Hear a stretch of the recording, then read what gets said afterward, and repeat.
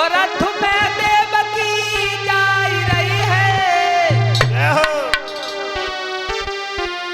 और पीछे से एक रसाला है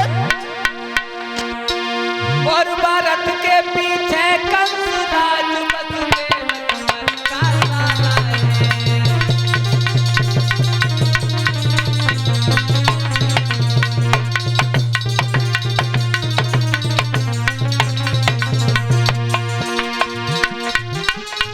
रथ में देवकी जा रही है पीछे से एक रसाला है भारत के पीछे कंसराज वसुदेव कुमार का लाला है।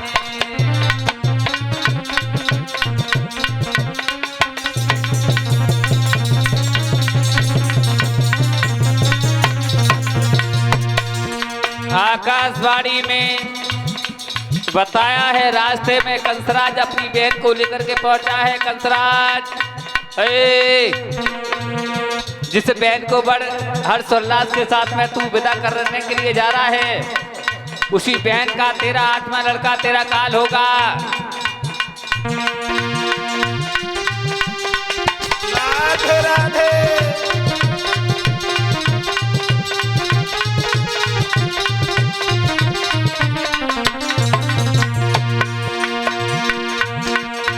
ओ कंसराज मत भूल जरा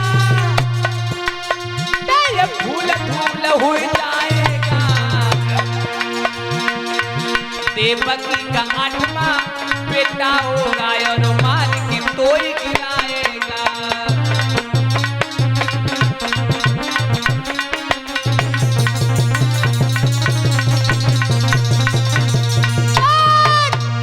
आकाशवाणी हुई है कंसराज जिस अपनी बहन देवकी को तू बड़े हर्षोल्लास के साथ में जो विदा करने के लिए जा रहा है ऐसी तेरी बहन देवकी का 8वां लड़का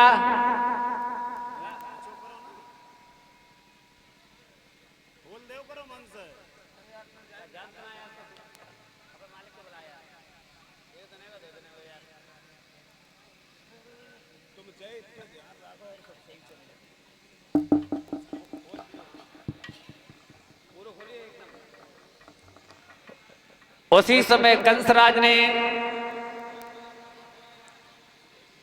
जब ये सुना है आकाशवाणी में बताया है कंसराज तेरी बहन देवकी का लड़का तेरा काल होगा।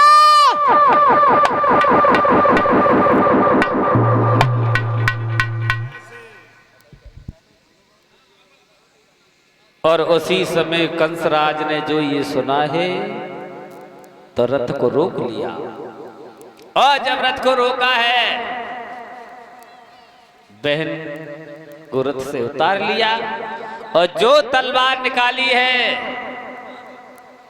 सोई कंसराज ने जब मारने को चाहा वसुदेव जी ने आकर के कलाई को पकड़ लिया। साले साहब बोला अरे अपनी बहन को तुम क्यों मार रहे हो? क्या बिगाड़ा है तुम्हारी बहन ने? वसुदेव देख नहीं रही हो बहनोई साहब तुम? अरे आपने सुना होगा आकाशवाणी में देवताओं ने एक बात कही कि जिस बहन को इतनी हंसी खुशी के साथ ले जा रहे हो इसी का 8वां बालक तुम्हारा काल होगा।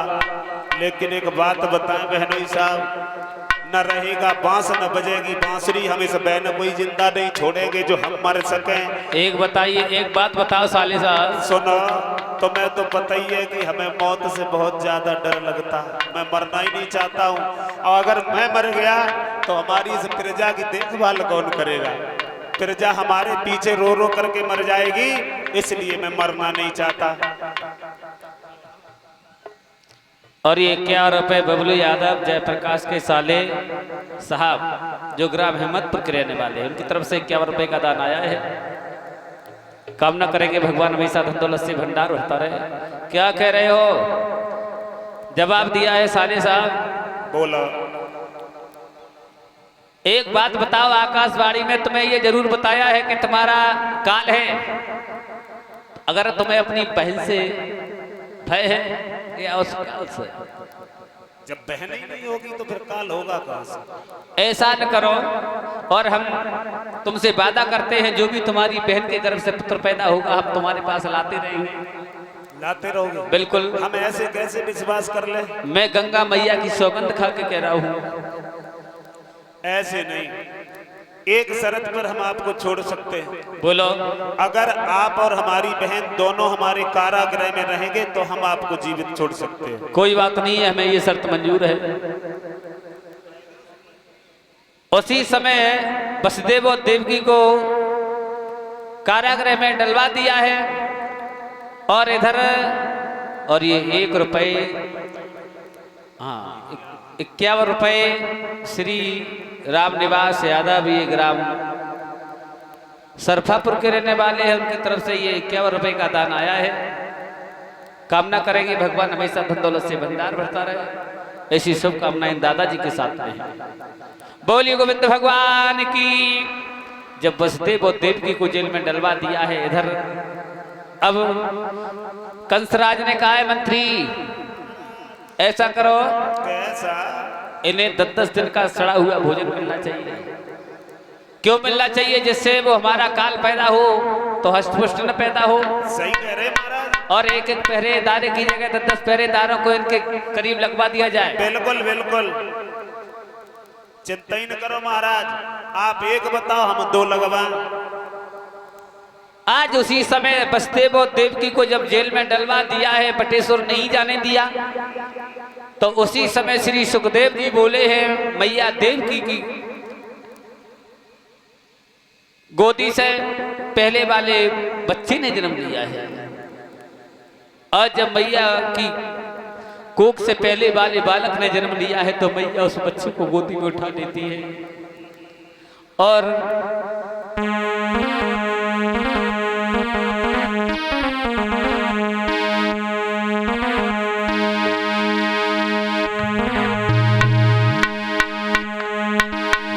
अरे जगमग जगमग होए जेल में, अरे चोर घर और दियो,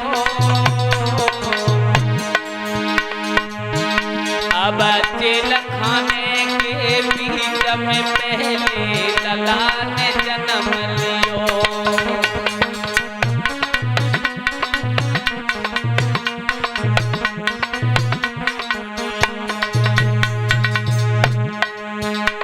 तो मैया की कोख से जब पहले वाले बालक ने जन्म लिया है,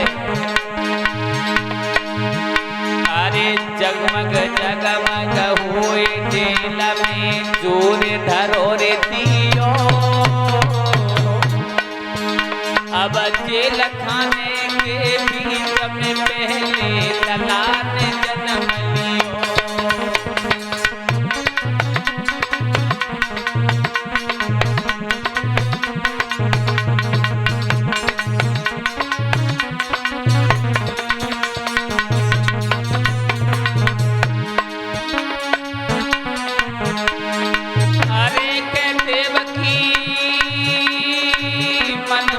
मंगन भई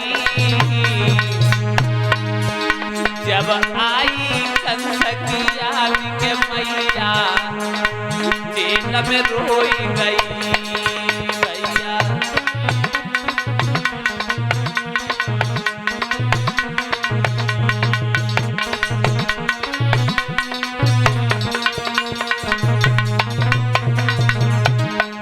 आज उस बच्चे को मैया गोदी में उस अंधेरी रात में आज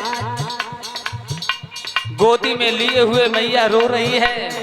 और जब अपने भैया कंस की याद आती है माताओं तो रोने लगती है। न जाने कितनी वक्त मेरा भैया आएगा और इस हमारे बच्चे को उठा ले जाएगा। अरे देवकी जेल में रोई गई जब आई कंस की याद के मैया जेल में रोई गई।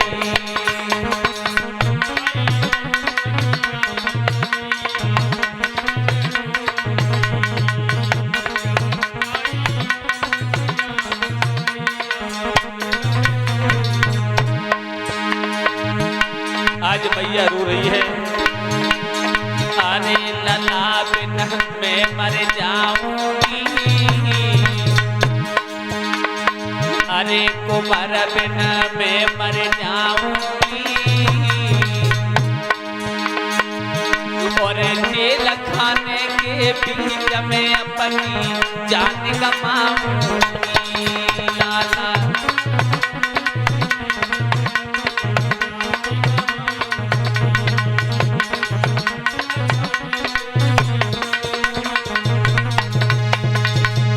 आज उसी समय मैया रो रही है जेल खाने में। तब तक बसदेव जी बोले हैं, देवी मेरी बात सुनो, देवी मेरी बात सुनो, इस बच्चे को हमें दे दो। मैया बोली है, देखो स्वामी, इस बच्चा को आप ले जाओगे, मैं इस जेल खाने में कैसे रह पाऊंगी? काल कोठरी में पड़ी हूँ, इस बच्चे के साथ से मेरा जीवन समय थोड़ा कट जाएगा। बसदेव जी कहने लगे हैं, मैंने तुम्हारे भैया से गंगा मैया की कसम खाई है और इस बच्चे को हमें दे दो। जवाब दिया है, प्रभु इसे न ले जाओ। आज उसी समय बसदेव जी समझाने लगे हैं, जब देवी नहीं उस बच्चे को दे रही है तो बोले हैं, बसदेव देवी तुम ये समझ लेना कि मेरी कुख से किसी बच्चे ने जन्म लिया ही नहीं। और ये बबलू यादव जो हिम्मतपुर के रहने वाले हैं, क्या रुपए से सम्मानित करते हैं। कामना करेंगे भगवान हमेशा धन दौलत से भंडार होता रहे। आज समझा रहे हैं बसदेव जी, अरे नए बसदेव समझाए और कड़ो कर लियो या बनोई।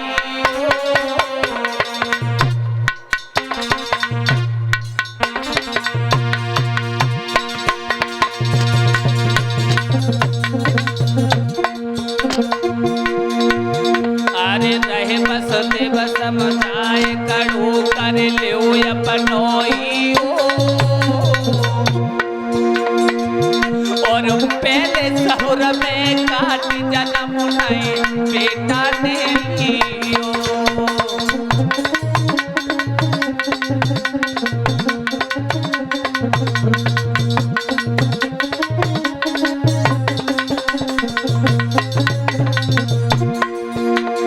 अरे लिखो जो किस्मत में लिखो देवी, अरे सोई हुई में मिटे नहीं कोई मिटवैया देखो।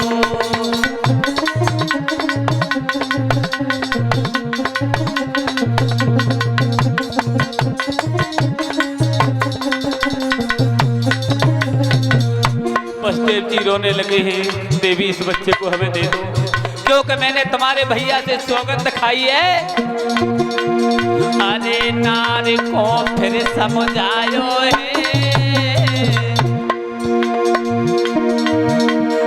अरे नारी को फिर समझायो है, और ले बेटा को गोद कंसन का पैर बढ़ायो है।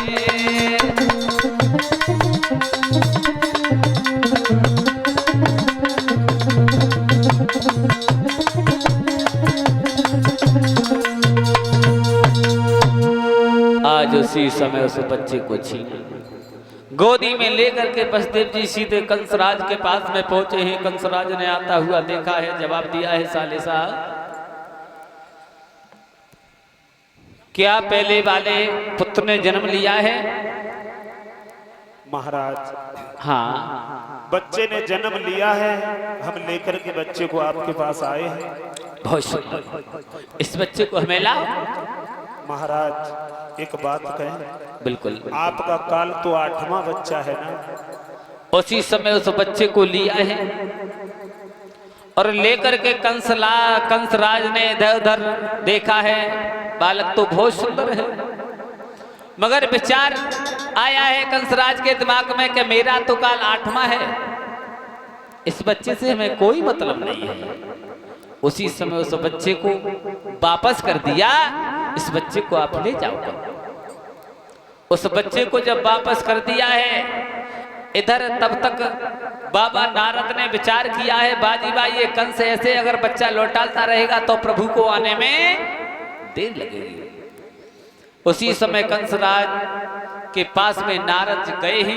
नारद ने कहा है, कंसराज कहो क्या अभी तक पहला बालक, पहला पुत्र ने जन्म नहीं लिया है? बाबा जी, पहले बालक ने जन्म तो लिया, लेकिन उस बालक को वसुदेव जी लेके भी आए थे, लेकिन हमने उसे वापस कर दिया, क्योंकि देवताओं ने आकाशवाणी में बताया था हमारा काल तो 8वां बालक है, तो मैंने सोचा इसको व्यर्थ में क्यों मारे। कंसराज शायद तुम्हारी अब बुद्धि खराब होने जा रही है। कैसी? ये फूल है, इस फूल को उठाओ और इस फूल की पंखुड़ी गिनो 1 से 8 तक। ठीक है, 1 से गिने? हाँ। 1 2 3 4 5 6 7 8। फिर 1 छोड़ करके 1 फिर गिनो।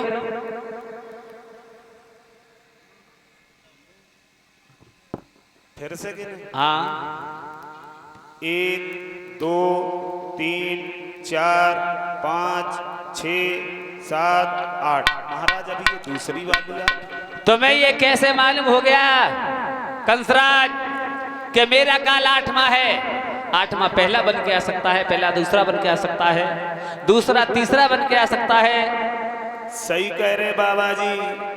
और एक बात कहें, आप हमारे बारे में सोचते रहते हैं, इसीलिए हम आपका सम्मान करते हैं। वैसे हमें महात्माओं से बहुत ज्यादा नफरत है।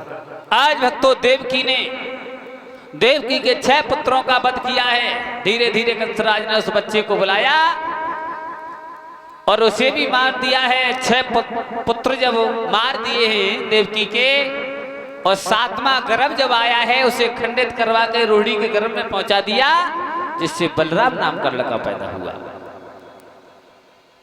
अब 8वें गर्भ में भगवान की इधर तैयारी हो रही है आने में, और इधर मैया उस जेल खाने में, कारागृह में देवकी बैठी हुई है। इधर तो 6 पुत्रों का दुख है उस मैया को, दुख है, और इधर मैया के उदर से पीड़ा हो रही है जेल खाने में। कोई धैर्य को बनाने वाला नहीं है, मैया रो रही है। जब भगवान चले हैं, भगवान की बारी है, आज मैया उस जेल खाने में, वो माँ ही जानती होगी कितना दुख होता है। आज मैया रो रही है, कोई धैर्य को बनाने वाला नहीं है।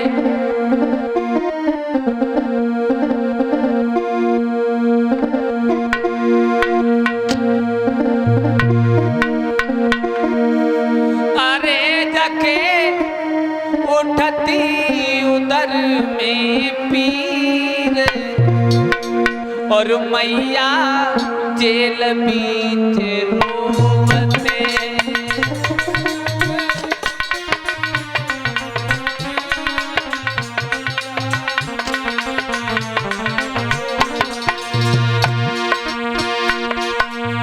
अरे जगी उठती उदर में पीर, अरे मैया जेल बीच रोवते।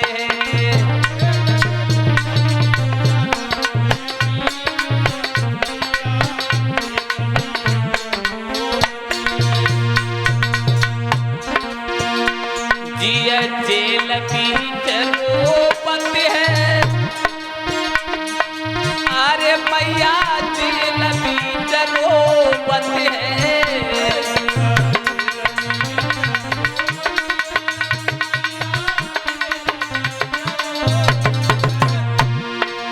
अरे जाके उठती उदर में पीर, मैया जेल बीच रोवत है।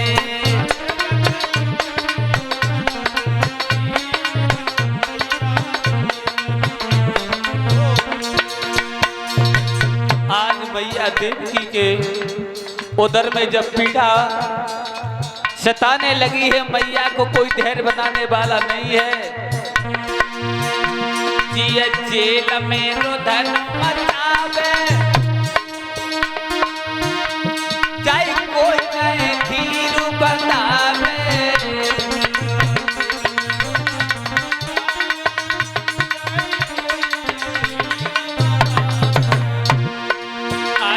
तो जेल में रुधन बचावे, चाहे कोई नए फिर बतावे।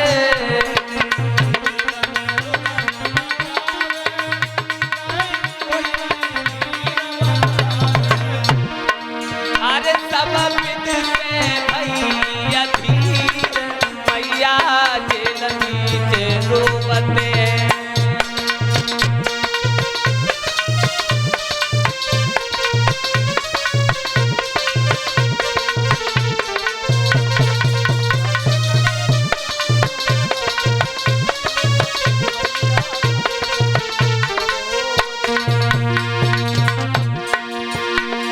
आज मैया हाथों में हथकड़ियां पड़ी हुई हैं माताओं, पैरों में बेड़ियां पड़ी हुई हैं, हाथों में पड़ी हथकड़ियां, पैरों में पड़ी बेड़ियां।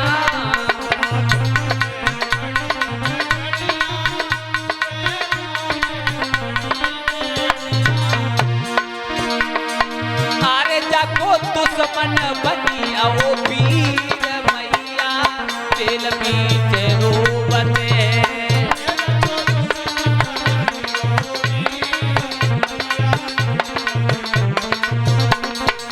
अरे जाको दुश्मन बनिया वो पीर मैया जेल बीच रोवते।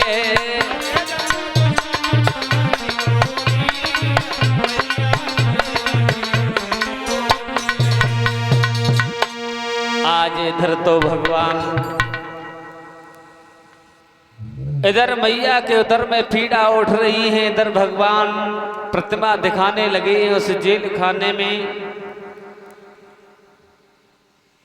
और जब जेल खाने में प्रतिमा दिखाने लगे हैं तो वसुदेव और देवकी दोनों हाथ जोड़ करके खड़े हो गए। भगवान, मैं ये कैसा चमत्कार देख रहा हूं, मुझे यही नहीं मालूम पड़ रहा है कि स्वर्ग हमारे पास में चल के आ गया या मैं स्वयं स्वर्ग में पहुंच गया। भगवान बोले हैं पिता वसुदेव और मां देवकी, मैं आप जो कह रहे हो मैं क्या सेवा कर सकता हूं, मैं तुमसे सेवा करवाने के लिए नहीं आया हूं, तुम्हारी सेवा करने के लिए आया हूं। इतना जरूर है मैं आऊंगा, जन्म तो लेंगे मगर तुम्हारा दूध नहीं पिएंगे। जवाब दिया है मुझे आते आते गोकुल में पहुंचा देना है। भगवान बता रहे हैं, वसुदेव और देवकी थरथरा रहे हैं जेल खाने में। जवाब दिया है भगवान, हमारे हाथों में हथकड़ी